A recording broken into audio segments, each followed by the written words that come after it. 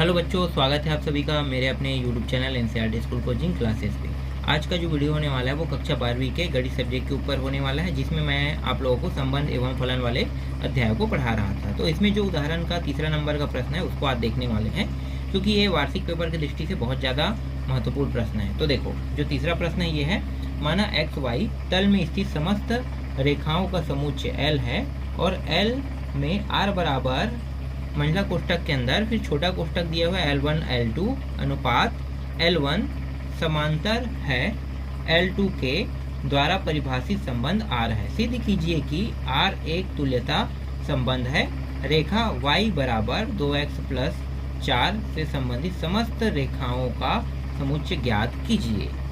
ये जो उदाहरण नंबर 3 के प्रश्न है, अब ये कैसे हल होगा? तो यहाँ पे एक शब्द आया समांतर। जो समांतर शब्द यहाँ पे जिक्र हुआ है, मतलब हमें क्या बताना है? तुल्यता सिद्ध करना है। तो तुल्यता सिद्ध करने का नियम क्या है कि जो स्वतुल्य है वो भी सिद्ध होना चाहिए, संक्रामक भी सिद्ध होना चाहिए और सम्मित भी सिद्ध होना चाहिए, तभी ये क्या होगा? तुल्यता होगा। मतलब यहाँ पे ये प्रश्न पहले ही कह रहा है कि ये क्या है? तुल्यता है, मतलब तीनों के तीनों सिद्ध होना चाहिए। बस हमें यही यहाँ पे बताना है कि ये तीनों सिद्ध हैं। तो चलो, जो दिया है उसको सबसे पहले लिख लेते हैं। दिया क्या है? यहाँ पे दिया है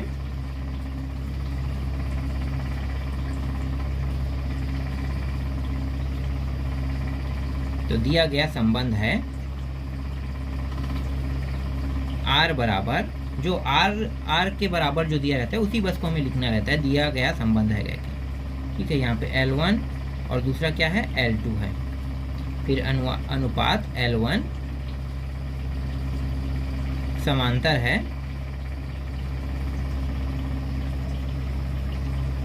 L2 के। बस इतना ही लिखना है, ठीक। ये दिया हुआ संबंध है। अब सबसे पहले हम क्या सिद्ध करने वाले हैं? स्वतुल्य। तो लिखो यहाँ पे तुल्य मतलब स्वतुल्यता हम सबसे पहले सिद्ध करने वाले हैं। तो स्वतुल्यता जब भी हम सिद्ध करते हैं तो हम क्या देखते हैं?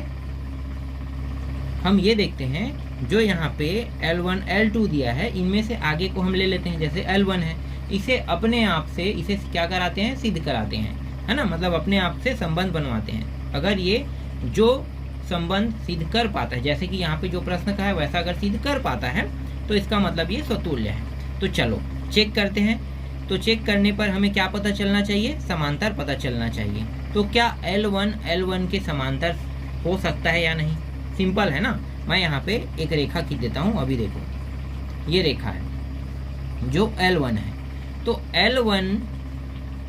L1 जो है वो L1 के समांतर हो सकता है कि नहीं? बिल्कुल हो सकता है, ठीक है। अगर मैं इसी L1 को 2 बार लिखूं तो ये अपने आप पर समांतर हो सकता है। याद रखना, अपने आप पर ये L1 के साथ समांतर हो सकता है। किस नियम के तहत? समपाती नियम के तहत। समपाती, है ना। समपाती नियम जानते हो ना। अगर L2 L1 L2 भी इसी रेखा के साथ है तो भाई समपाती है। समपाती है, इसका मतलब क्या है? ये जैसा ये जा रहा है वैसे ही जा रहा है, इसलिए ये क्या होगा? ये भी समांतर होगा। तो समांतर यहाँ पे सिद्ध हो रहा है कि नहीं? हो रहा है ना। तो बस इतना ही हमें क्या करना था? इसमें सिद्ध करना था। तो लिखो यहाँ पे L1 है ना, ये संबंध स्थापित कर रहा है। जितने भी L1 है वो सभी क्या है? L है, ठीक है। मतलब जो L है उन सभी को L1 यहाँ पे प्रदर्शित कर रहा है, क्योंकि L1 के साथ संबंध स्थापित करेगा तो L2 भी करेगा, L3 भी करेगा, L4 के साथ करेगा, है ना। मतलब इस तरीके से भी करते रहेगा। तो ये क्या है? स्वतुल्य संबंध है। क्लियर? तो लिखो यहाँ पे, इसलिए R L में स्वतुल्य है। पहला समझ में आ गया। दूसरा सम्मित। चलो अब सम्मित सिद्ध करते हैं। तो सम्मित सिद्ध करने के लिए हमें L1 L2 दोनों की जरूरत पड़ने वाला है, ठीक है। L1 और L2 दोनों की जरूरत पड़ने वाला है। तो चलो L1 L2 को ले लेते हैं। और यहाँ पे क्या कहा है? एक रेखा जो है वो क्या है? समांतर है। मतलब L1 अगर इस तरीके से जा रहा है, L2 इस तरीके से जाएगा, मतलब दोनों रेखा इस तरीके से रहेगा। ये नीचे वाला अगर L1 है तो इसको ऊपर वाले को L2 दे दो। तो देखो ये दोनों रेखा एक दूसरे के समांतर है कि नहीं, है ना, समांतर है ना, समांतर है। और नियम क्या कहता है, L1 L2 दोनों समांतर अगर संबंध स्थापित कर रहा है और देखा जाए अगर इसको रिपीट कर दिया जाए, L2 को पहले लिख के L1 को बाद में लिखा जाए, L2 L1 को इस तरीके से अगर आगे पीछे करते हैं तो भी क्या ये संबंध स्थापित कर रहा है, बिल्कुल कर रहा है। देख लो ना, अगर ये रेखा समांतर है तो ये इसके समांतर है। अगर L2 समांतर रेखा अगर ये इस दिशा में चल रहा है मतलब ये भी इस दिशा में चल रहा है, मतलब ये दोनों क्या आगे एक दूसरे के क्या है, समांतर रेखा है, मतलब समांतर रेखा है। ठीक है, तो ये समांतर रेखा है, इसका मतलब क्या होगा, इसका मतलब ये होगा कि L2 देखो जो मैंने लिखा है ना, चलो यहाँ पे मैंने लिख दिया है और कुछ नहीं लिखते हैं, बस इतना काफ़ी है। ठीक है, तो ये इसलिए चूंकि नहीं लिखते हैं इसलिए लिखते हैं, इसलिए RL में सममित है, सममित है। ठीक है, ये आप फॉरवर्ड करके इस तरीके से जैसे पहले लिखा था ना वैसे आप लोग लिख सकते हैं, L1 L2 फिर L, इस तरीके से जितने भी L1 L2 L3 L3 जो भी हो सब L के बराबर है, मतलब L ही है समझो, मतलब समांतर रेखा है, यहाँ पे ये बता रहा है। ठीक है, सभी के लिए। आगे संक्रामक, संक्रामक अब सिद्ध करते हैं। संक्रामक सिद्ध करने के लिए हमें 3 रेखाओं की जरूरत पड़ेगा। पहले हमने L1 L2 को क्या सिद्ध कर दिया है, समांतर सिद्ध कर दिया, तो इस तरीके से 3 रेखा ले लेते हैं, L1 L2 और एक रेखा L3 रहेगा। ठीक है, L1 L2 L3। तो नियम जो है संक्रामक होने का, वो नियम क्या है कि L1 L2 अभी जैसे हमने सममित में सिद्ध किया ना कि L1 L2 क्या है, समांतर है, तो लिखो यहाँ पे L1 L2 समांतर है ना।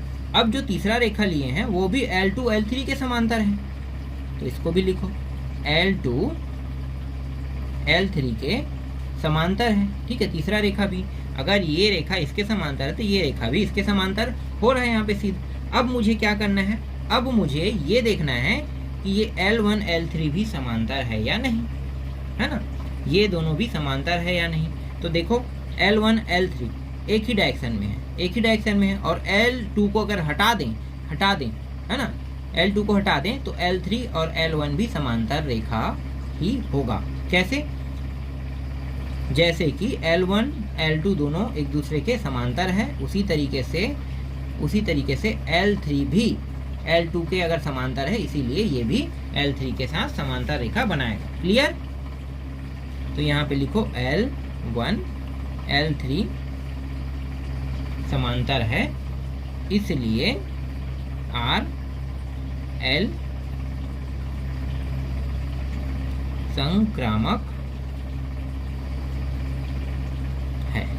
ठीक है, इस तरीके से ये जो संक्रामक भी सिद्ध करना था वो भी सिद्ध हो गया, मतलब स्वतुल्य है, स्वतुल्य बोला, तुल्यता संबंध स्थापित कर रहा है कि नहीं, कर रहा है ना, तो यहाँ पे लिखो ये तुल्यता संबंध स्थापित कर रहा है। चूंकि संबंध, चलो यहाँ पे ऊपर में बिंदु डाल दिया था, इसको हटा दो या बिंदु रखो, चूंकि संबंध R स्वतुल्य सममित तथा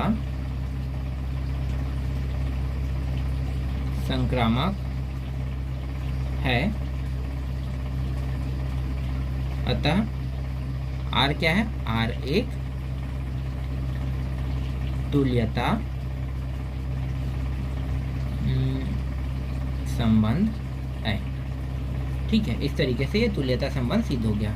अब प्रश्न में एक चीज और दिया हुआ था, रेखा y बराबर 2x + 4 से संबंधित समस्त रेखाओं का समुच्चय ज्ञात कीजिए कह रहे हैं, तो इसको भी अब हल कर लेते हैं। तो मैं यहाँ पे पूरा लिख लेता हूँ, ठीक है, जो दिया हुआ था उसको। तो यहाँ पे मैं मान लेता हूँ जो y बराबर जो 2x + 4 दिया था ना उसको मैं मान लेता हूँ, तो माना m रेखा, अब बाकी पूरा प्रश्न से उतार रहे हैं, y बराबर 2x + 4 से संबंधित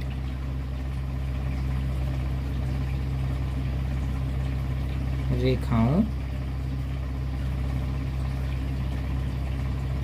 का रेखाओं का समुच्चय है ना, समुच्चय है, तब m बराबर L1 अनुपात L क्या है, समांतर है, और रेखा y बराबर 2x प्लस 4 के लिए। बस इतना ही लिखना है और उसमें कुछ नहीं लिखना है, ठीक है। अगला m बराबर, फिर से लिखो L अनुपात L, ये भी क्या है, एक रेखा, देखो ये L बराबर एक रेखा है, तो इसको भी सेम आप कर सकते हो, चलो सेम रख लेते हैं। तो y बराबर 2x, और ये जो 4 है उसके जगह पे बस मैं k रख देता हूँ, है ना, k। क्यों मैं k रख रहा हूँ, क्योंकि k जो है एक नियतांक है, ठीक है, जो वास्तविक संख्या है। k जो है एक नियतांक है, वास्तविक संख्या को प्रदर्शित करे, इसलिए 4 की जगह बस मैंने k दिया, और यही इस प्रश्न में हमें बताना था। तो इस तरीके से ये प्रश्न क्या हुआ, सिद्ध हुआ। तो लिख लेते हैं भाई, सिद्ध हुआ, ठीक है। मैंने ज़्यादा इसमें तामझाम नहीं किया है ना, मैंने सरल और सिंपल शब्दों में आप लोगों को ये प्रश्न जो है मैंने समझाया, और ये 4 नंबर में आपको वार्षिक पेपर को देखने को भी मिल सकता है, क्योंकि ये 4 नंबर के प्रश्न तो 4 नंबर में देखने को मिलेगा ही मिलेगा, है ना। चलो आगे देखते, अब उदाहरण नंबर 4 देखते हैं। माना f अनुपात x वेक्टर दिया हुआ है, y एक फलन है कह रहा है। x में r बराबर ए बी अनुपात f a बराबर f b द्वारा प्रदत्त एक संबंध r परिभाषित कीजिए, परिभाषित है, जांच कीजिए कि क्या r एक तुल्यता संबंध है। तो यहाँ भी क्या बताना है, तुल्यता संबंध हमें बताना है, ठीक है। यहाँ पे क्या दिया है, जो दिया उसको लिख लेते हैं। तो यहाँ पे दिया हुआ है, हल दिया गया संबंध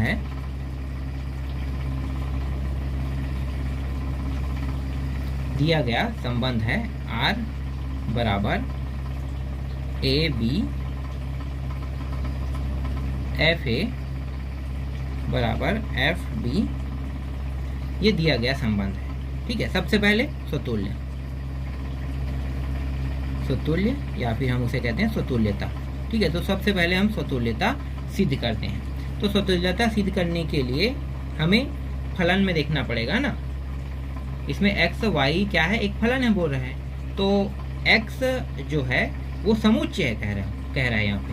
तो x अगर समुच्चय है तो उसके 2 अवयव हैं, a और b, 2 अवयव हैं। तो अगर अवयव a को अगर हम लेते हैं तो ये जो समुच्चय x है के लिए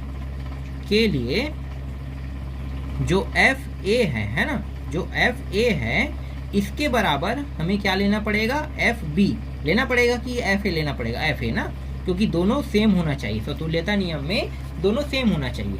तो एफ ए स्वयं के बराबर हो सकता है, मतलब एफ ए के बराबर एफ ए हो सकता है अगर इस नियम के तहत देखा जाए।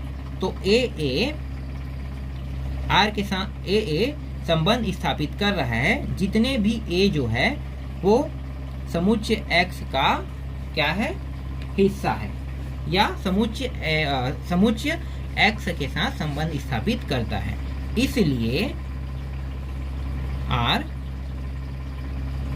स्वतुल्य है, ठीक है। आप ये भी कह सकते हो। समझ में आया, एकदम सरल सिंपल शब्दों में। सम्मित, अब सम्मित देखो,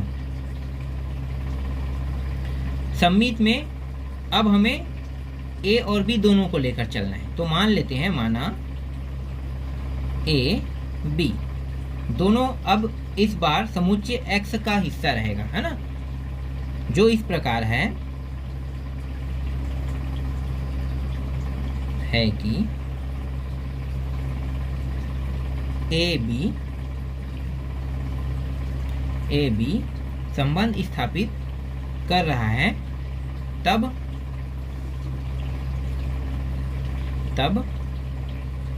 ए बी संबंध स्थापित करेगा, है ना, संबंध स्थापित कर रहा है, तब ए बी संबंध स्थापित करेगा। तो जो एफ ए है इसके बराबर क्या रहेगा, एफ बी रहेगा। ठीक है, समझ में आ गया, एफ ए के बराबर एफ बी रहेगा। अगर हम इसको पलट देते हैं, ठीक है, पलट देते हैं, तो पलटने पर ये जो एफ बी है वो एफ ए के साइड में आ जाएगा। तो क्या इनके बराबर होने पर कोई बराबर होने पर क्या ये बराबर नहीं हो पाएगा, मतलब बराबर है वो नहीं होगा क्या बराबर पलटने पर, ये मुझे बताओ। नहीं होगा ना, ऐसा तो कुछ नहीं होगा। तो अगर एक बराबर है, ये वाला अगर बराबर है, तो इसको पलट देने पर भी क्या होगा, ये बराबर होगा। तो जैसे ही हमने इसको पलटा तो ये हो गया बी ए, है ना, जो संबंध स्थापित कर रहा है। और जितने भी ए बी अवयव है उन सभी के साथ संबंध स्थापित करेगा, जो समुच्चय x है उनके लिए। ठीक है, ये हो गया। इसलिए R सम्मित है। ठीक है, ये भी सम्मित हो गया। अब संक्रामक को देखो।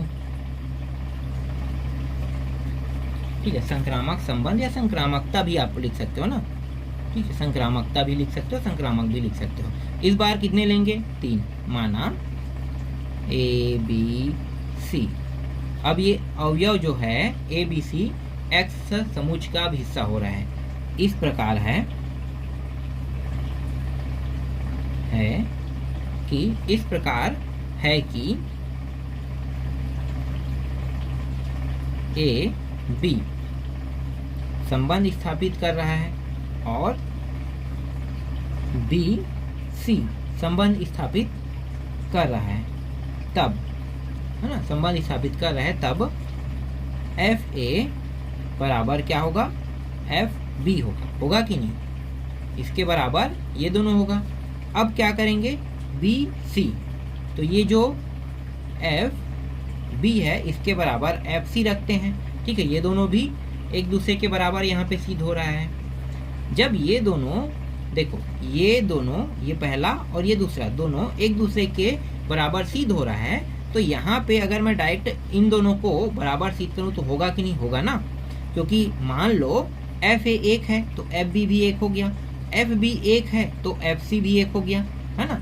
तो 1 और 1 और 1 और 1 सभी का कितना आ रहा है, 1 आ रहा है, तो मतलब एफ ए और एफ सी भी क्या होगा, बराबर होगा। तो लिखो एफ ए बराबर एफ सी।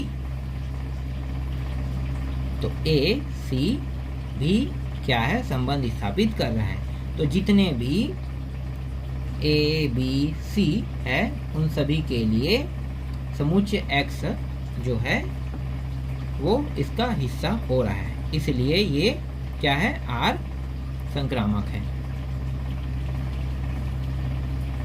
ठीक है, ये हो गया संक्रामक है।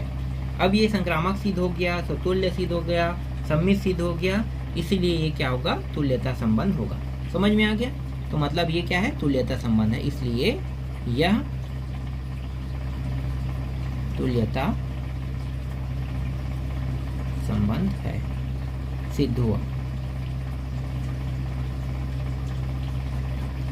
ठीक है, इस तरीके से ये प्रश्न भी सिद्ध हो गया। तो ये चौथा उदाहरण भी कंप्लीट हो गया। देखो ज़्यादा समय भी नहीं लगा इसे समझाने में, मैंने आपको जितना हो सके उतना छोटे से शब्दों के साथ और छोटे से सॉल्यूशन के साथ मैंने समझा दिया। मतलब ज़्यादा अगर तामझाम करने की बात किया जाए तो इसमें तामझाम करने की ज़रूरत नहीं पड़ा। आप लोगों को समझ में आ गया होगा ये दोनों प्रश्न। अगर ये दोनों समझ में आ गया तो तीसरा आपको डेफिनेटली समझ में आ जाएगा, क्योंकि तीसरा इससे और भी आसान है।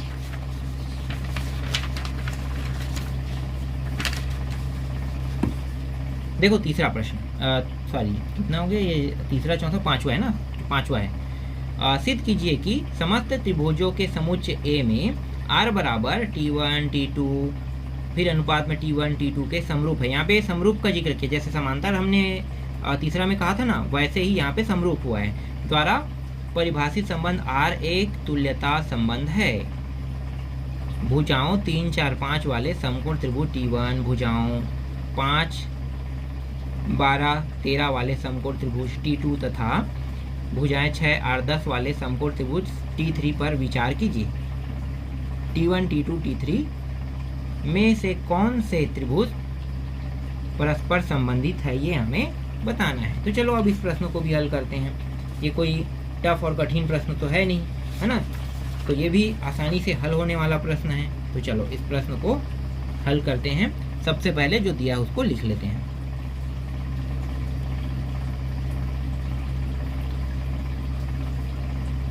दिया गया संबंध है R बराबर,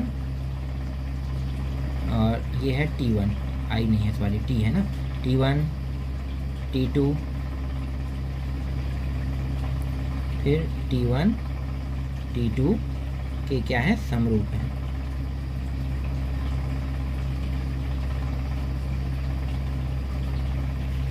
इस तरीके से समरूप हो गया। सबसे पहले स्वतुल्यता सिद्ध करते हैं।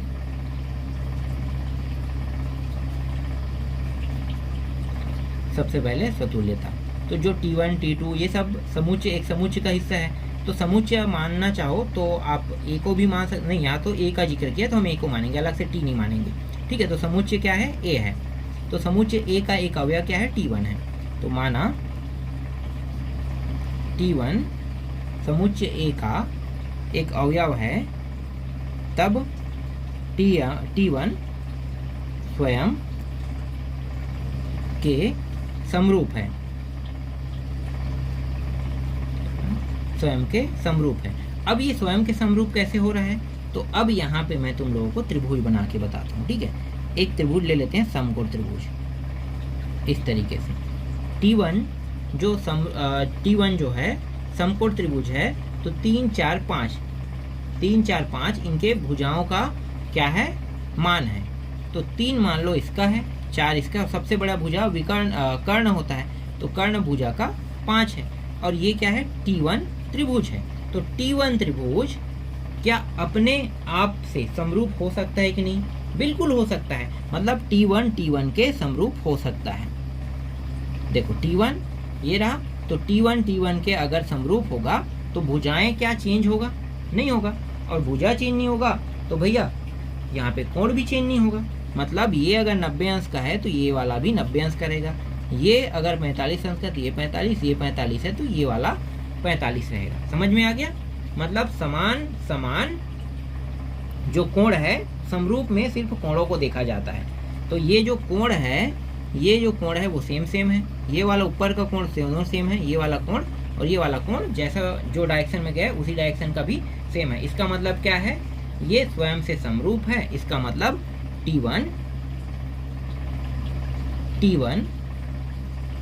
T1 के क्या है, समरूप है। मतलब संबंध स्थापित कर रहा है,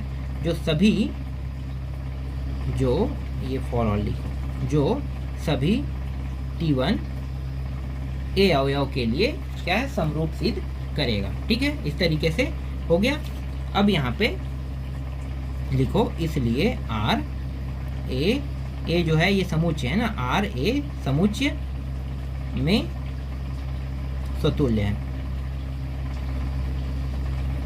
ठीक है, इस तरीके से पहला मैंने सिद्ध कर दिया। चलो अब आगे देखो, सममित देखते हैं।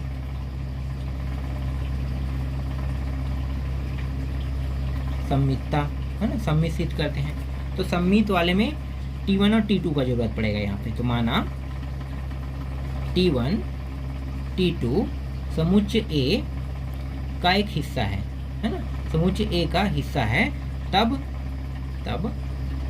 T1 T2 एक दूसरे के समरूप है ना। T1 T2 तब T1 T2 एक दूसरे समरूप है अगर हम इसको पलट दें। ठीक है, अभी इतना ही लिखो, T1 T2 के क्या है, समरूप है। तो यहाँ पे लिखो T1 T2 के समरूप है। तो T1 T2 के समरूप है। अगर हम इसको पलट देते हैं, T2 को इस पार और T1 को इस पार, तो ये क्या, ये भी समरूप होगा, बिल्कुल होगा, है ना। कैसे, देखो यहाँ पे एक समकोण त्रिभुज बना लेते हैं। ठीक है, और एक में इसमें T1 लिखेंगे, इसमें T2 लिखेंगे। ठीक है, ये रहा 3 4 5 T1 में, और T2 का जो मान है वो अलग है। T2 का मान है 6 8 10 है। ये 6 ये 8 और ये 10 है। ठीक है, 6 8 10 है। तो अब ये जो 6 8 10 है, इसको अगर हम ध्यान से देखें तो जो समान कोण है वो क्या होना चाहिए, समान कोण जो है वो सेम जो कोण है, जैसे ये 90 अंश का कोण बना रहा है तो इसी डायरेक्शन के ये वाला जो कोण है वो भी 90 अंश का होना चाहिए। तो देखो ये 90 है, ये 90 है ना, ये भुजा बड़े से हमें कोई मतलब नहीं है, ये भुजा बड़ा है इससे हमें कोई मतलब नहीं है। हमेशा समरूप सिद्ध करने के लिए हमें कोणों को देखना पड़ता है। तो ये वाला जो कोण है ये 90 अंश का है, तो ये वाला भी कितने अंश का है, 90 अंश का है। सिद्ध हो गया पहला। ये वाला अगर 45 का है तो ये वाला भी 45 है, ये 45 का है तो ये भी 45 का है।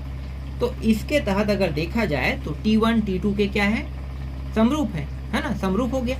अब हम इसको पलटते हैं तो T2 भी तो T1 का समरूप होगा, तो है ना, इसीलिए T2 भी T1 का क्या है, समरूप है। तो T2 T1 फिर फॉल और सभी T1 T2 समुच्चय A के लिए समरूप सिद्ध होगा ही,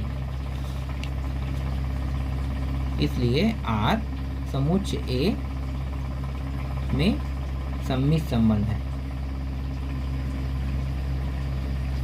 सममित है ना। ये R का मतलब समझते हो, ये संबंध है। अगर हिंदी में अगर R ना बोल के आप संबंध बोलना चाहो तो बोल सकते हो, या फिर अंग्रेजी में R की जगह में रिलेशन बोलना चाहते हो तो बोल सकते हो। ये समुच्चय को प्रदर्शित करता है। ए ना बोलकर आप समुच्चय बोल सकते हो। ए के जगह में कई बार समुच्चय को x दे दिया जाता है, t दे दिया जाता है ना, तो ये सब समुच्चय को ही प्रदर्शित करेगा। इसमें ए का है इसलिए मैं यहाँ पे ए से प्रदर्शित कर रहा हूँ। अब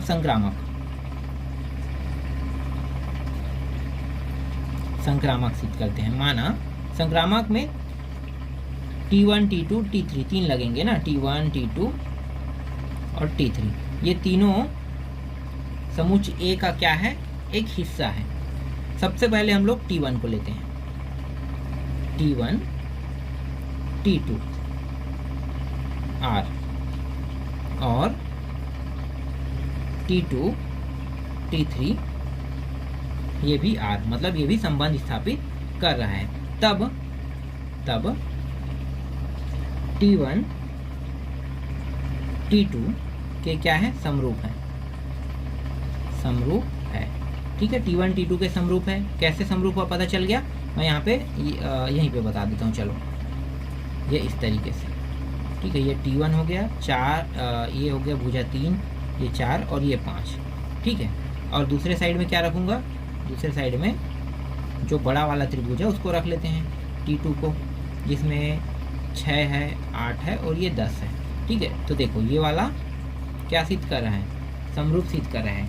हम एक दूसरे जो त्रिभुज है उनको देख रहे हैं और उनको देखने के बाद हमें समान मतलब जिस डायरेक्शन में, जैसे ये लेफ्ट में ये भुजा, तो उसी भुजा वाले कोण को हम देख रहे हैं। तो ये 90 अंश है तो ये भी 90 अंश है। अगर ये ऊपर की ओर है तो ये ऊपर वाला भी, अगर 45 है दोनों तो ये 45 ये 45 होगा, ये भी 45 है तो ये भी 45 है। तब ये क्या होगा, समरूप सिद्ध होगा, मतलब ये समरूप सिद्ध कर रहा है ना। T1 T2 के समरूप हो रहा है। अब यहाँ पे ये जो T2 है ये T3 के भी समरूप है कह रहा है, तो T2 T3 के समरूप है। ठीक है, ये दोनों भी समरूप हो रहा है। तो इसका मतलब क्या है, यहाँ पे देखो ये जो त्रिभुज है T2 6 8 10 और T3 से भी बड़ा है ना, T2 से T3 और बड़ा है। तो T3 का जो भुजा है उनका नहीं, ये सॉरी यहाँ पे मैंने थोड़ा सा गलत कर दिया, लेकिन कोई दिक्कत नहीं है। ये जो दिया है ना, ये मान मैं बदल देता हूँ। ये 5 था, ये 12 था और ये 13 था। ठीक है, यहाँ पे बदल देंगे, ये 5 है, ये गलत नहीं है। ठीक है, बदलने से, मान को बदल देने से ये गलत नहीं हो जाएगा। ठीक है, सही है, अभी भी ये सही है। बस मैंने देखा नहीं बुक को और यहाँ पे अपने हिसाब से मानों को रख दिया, इस वजह से ऐसा हुआ है। अरे यार, यहाँ पे फिर गलती कर दिया क्या? हाँ ठीक है, मानों को बदल देने के कारण हुआ था, है ना। तो हमने ये सुधार दिया है। ठीक है, ये वाला इसका है और ये वाला इसका है, तो बदल देते हैं। तो ये 6 8 और 10 और ये है 5 12 और ये 13, है ना। ये वाला ज़्यादा बड़ा है, T2 T3 से ज़्यादा बड़ा है। तो चलो कोई बात नहीं, इसे समझाने के लिए मैंने बनाया है, बस आपको समझ में आना चाहिए। ठीक है, इस तरीके से। तो देखो T2 T3 के समरूप है, मतलब ये 90 अंश का कोण है, ये 90 अंश का, ये 45 है, ये 45, ये अगर 40 है तो 40 रहेगा ना, और ये दोनों 50-50 हो जाएगा। समझ में आ रहा है? इसी वजह से ये दोनों भी क्या है, T2 T3 एक दूसरे के समरूप है। अगर मैं यहाँ से T1 और T3 को ले लेता हूँ, T1 और T3 को लेता हूँ, तो T1 T3 एक दूसरे के समरूप होगा कि नहीं? होगा ना, T1 T3 के समरूप होगा। क्यों समरूप होगा? क्योंकि T1 T2 के समरूप है, मतलब ये दोनों एक दूसरे के समरूप है, और T2 T3 के समरूप है। तो T1 और T3 भी क्या होगा, समरूप ही होगा, क्योंकि ये भी 90 अंश, ये भी 90, ये अगर 40 है या 45 है तो दोनों 45 ही रहेगा, ये 50 है, ये 50 है, 50 रहेगा, अभी 45 तो ये भी 45, इसीलिए T1 T3 के क्या है, समरूप है। T1 T3 आर जितने भी T1 T2 T3 है उसके लिए ये समरूप सिद्ध होगा। ठीक है, एक दूसरे के समरूप सिद्ध होगा, इसलिए संबंध, या फिर आर लिखो, इसलिए संबंध आर समुच्चय ए में संक्रामक है। ठीक है, इसलिए ये संक्रामक है। समझ में आ गया? इसलिए ये संक्रामक है।